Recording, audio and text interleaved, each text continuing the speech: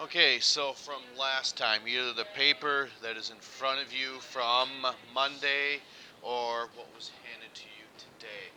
Is there perhaps something that you'd like to look at? Ask. Page 1, page 2, page 3, page 4, page 5, or page 6? No. These, we said, will not be due until the 17th. Okay. That doesn't say it on there. Maybe I should go ahead and update that for you. But you only have just the second one. We haven't given you the third one yet. Okay. So with that, oh, okay. Well, that makes my job a little easier then.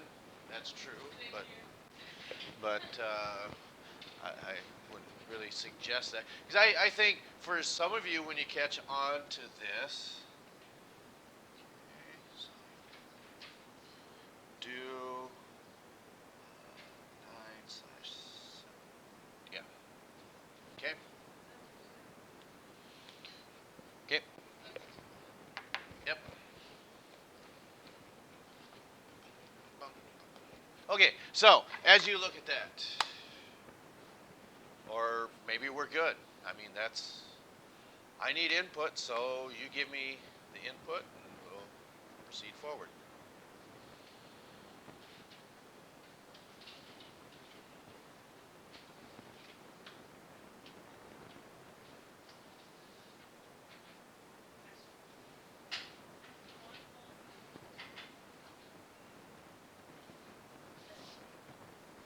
Okay. That's on page 3. It says, what are the quantum numbers for element 65? Okay. So, do you feel like it's more beneficial to use that noble gas configuration to do maybe the electron configuration, then do the orbital portion of it? Because that's how we ended yesterday. You feel that's more beneficial to you? Okay.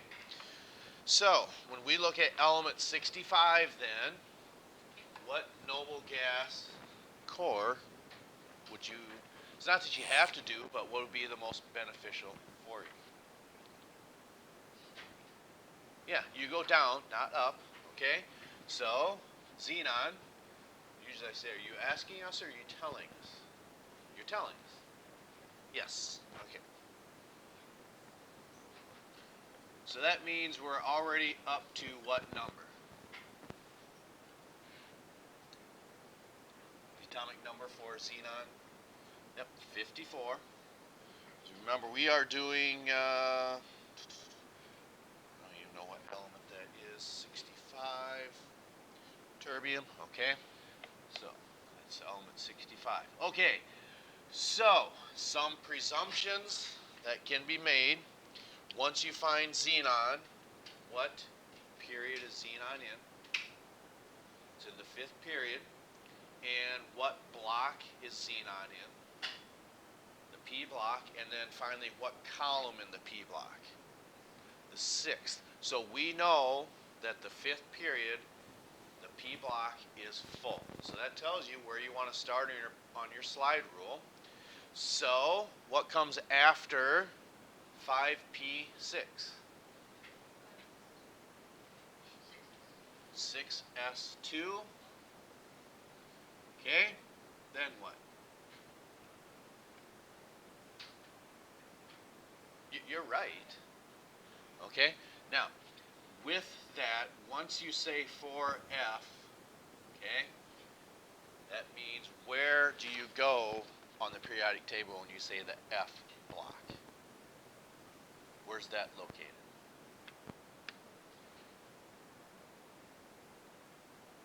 Yeah, on the bottom. So one of the aspects that we want you to be careful with now, make this correction on your periodic table that lanthanum and actinium are part of the F block. When we get all the way over here, lutetium and lawrencinium are part of the D block. It's just the way the periodic table is written. One of the things that we didn't go over instance, I usually use the same example, would be if we had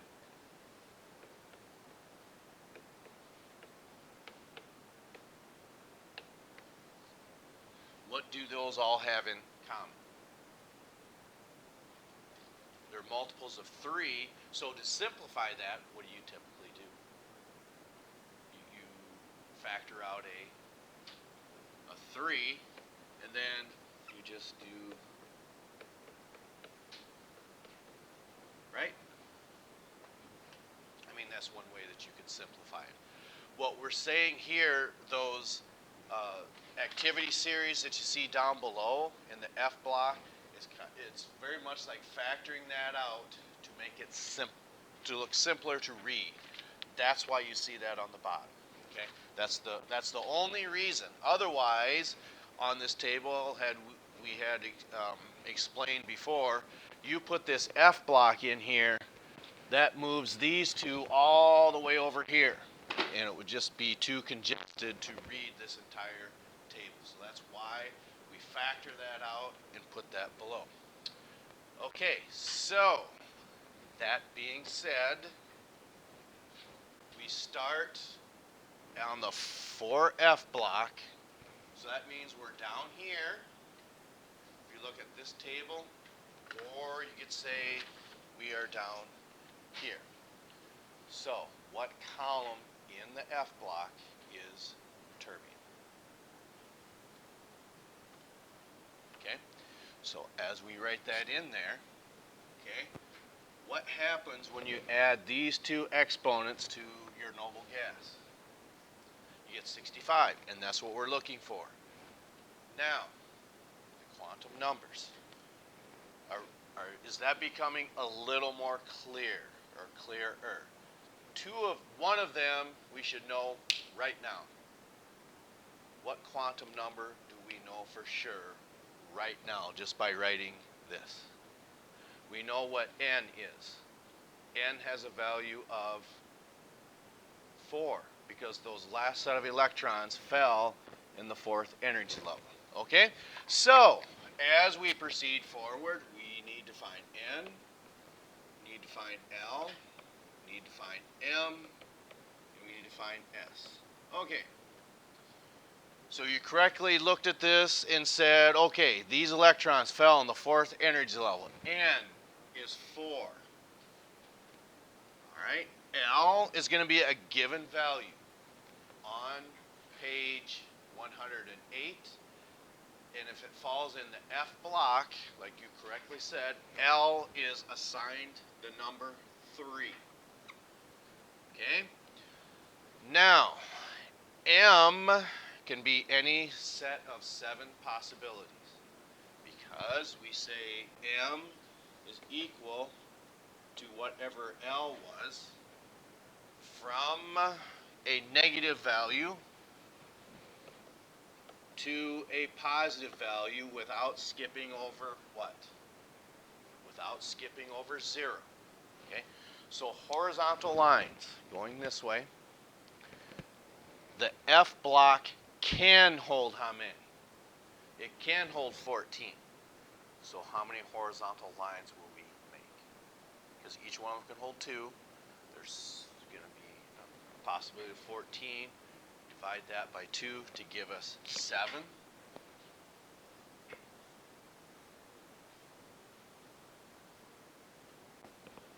Okay. So now that we have done that, we're going to find out what L has for a possibility. So it starts with the negative value for L, which would be -3, then to -2, then to -1, 0, plus 1, 2, and 3. Okay. The last thing we need to do is start putting our electrons in here. And this is what I believe you call it the Afabu principle. Oddly enough, it's named after probably a chemist named Afabu. For instance, let's say you all have been invited to let's say a volleyball camp or championship or something to that effect where you're all leaving at different times or you're getting on a bus at different times. Okay? So as each individual, we got 3, 6, so we got 8 here. So somebody's left out. Oh, okay. So, yeah, so you're not going. That's okay. Is it? Okay. So that means you don't see any of your teammates as you're boarding the bus. It's all strangers on there.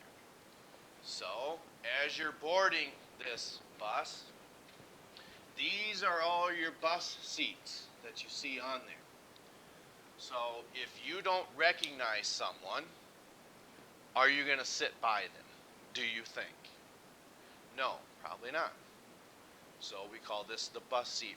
A better way of looking at it than the AFABU principle. So, what the bus seat rule is saying is we know we have to put how many electrons in there? 9. And how many bus seats do we have down here? We've got 7, but we need to put 9 of them in there. So, as you're boarding the bus, so Olivia, you're first. You get on here and you sit down. Okay? And, well, I guess we should have said, I'm sorry, the rest of you are strangers. You don't know anybody in here. So, Liz, as you get on the bus, you don't know who Olivia is. So, what do you think you're going to do? Are you going to sit next to her or are you going to find an empty seat? You're probably going to look for an empty seat because I don't want to sit by her.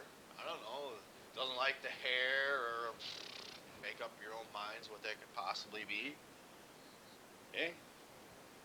Then what do you suppose you're going to do? You're going to look for another seat because I don't want to sit by either one of them. Okay? You're going to be the odd one out? Or are you going to look for your own seat? You're probably going to look for your own seat. Well, we're starting to run out of options here. So then the next 3 that we have, okay, we're probably going to continue to find these empty seats. So right now we've got 7. These 7 bus seats are filled and we've got 2 left to go. Now you really don't have a choice, but you're going to start pairing these up now. And that is really what the AFABU principle says, or I like to say the bus seat rule. You're going to fill up all the empty seats first, then start pairing them together. Okay. Now that we've made it this far, can we assign the value of M? Yes. And that value is what? It's -2. And where that comes from is right here. Here's that last electron. So now we can assign the value for S. And what type of response is that? It's pointed where? If it's pointed down, what does that say about your 1/2 value? It's -1/2. Okay.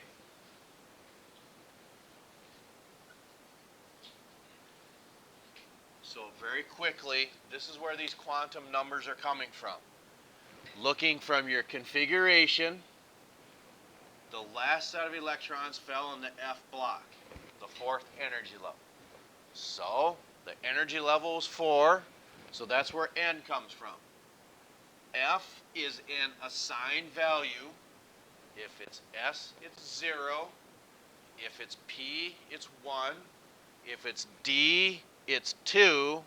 But if it's F, then the assigned value is 3. Okay?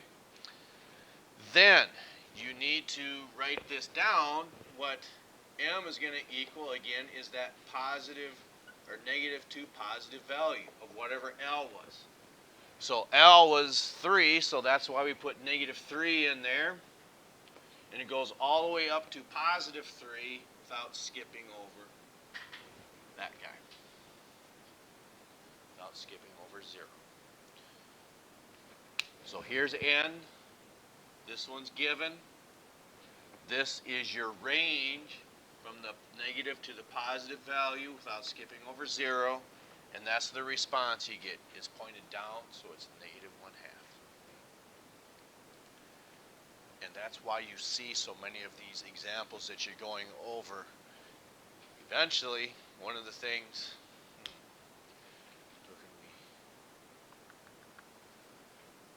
it used to be when farmers, and even myself, when you're hauling grain in a gravity wagon, okay? Let's say, for instance, you are just a little too far away, or you can't back up any further, but you need to hook up that gravity wagon. Not that you would know, but what can you do to the tongue of that wagon? You can extend that out, hook it up, then you got to back up to so it clicks. My point is, I think we're all at the point where we got this hooked up to the tractor. We just need to back that up until it clicks. Eventually, we're going to cycle through these and click.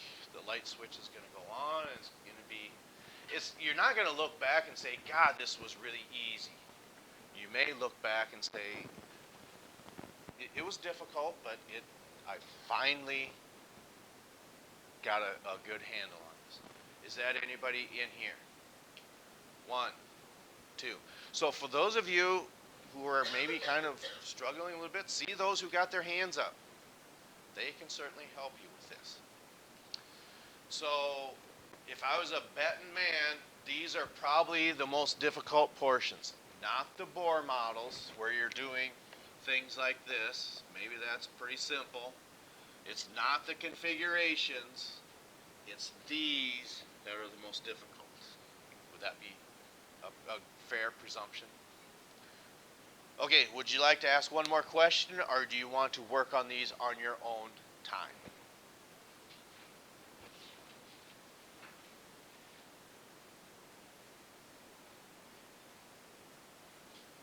Okay. So we will catch up to you next time. If you have any individual questions, just go ahead and feel